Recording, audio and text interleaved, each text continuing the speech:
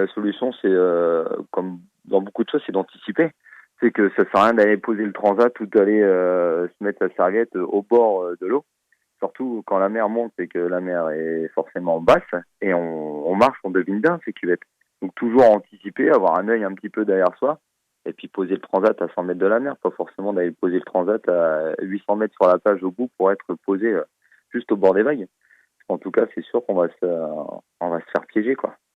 Une bâche, c'est quoi? Ça correspond en fait à une cuvette, tout simplement, qui se dessine au niveau du fond marin.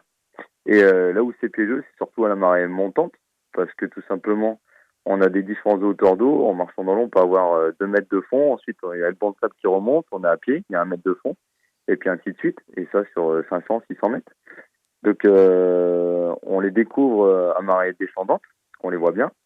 Et le gros danger, c'est surtout à la marée montante.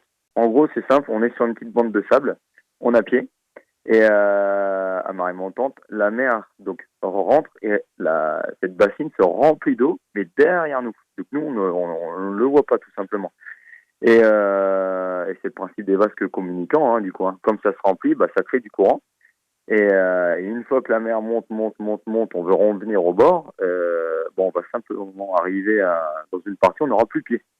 Et on se dit, bah tiens, il suffit juste de nager pour revenir à la plage, sauf que là, on est face en fait à un courant qui est dû au remplissage de cette bâche.